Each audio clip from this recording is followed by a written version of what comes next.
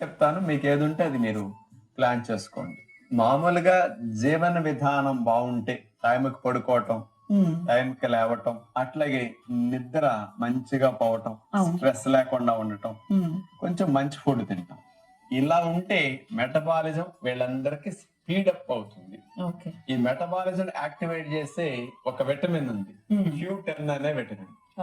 ఇది మన శరీరంలో శక్తిని ఉత్పత్తి చేసే కేంద్రాలైన కణాల్లో ఉండే మైటోకాండ్రియాల్లోనే రిలీజ్ అవుతుంది.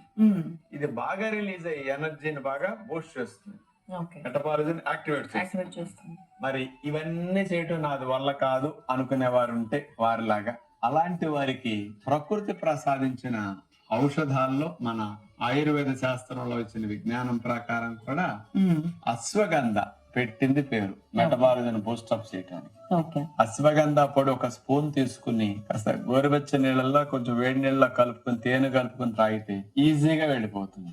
ఆ పొడి వెళితే ప్రతి కణములో ఉండే మైట్రోకాండ్రియాలు బాగా ఎక్కువ సంఖ్య పెరిగి ఎక్కువ ఎనర్జీని అవి స్పీడ్ అప్ అయ్యి బాగా రిలీజ్ చేస్తాయి.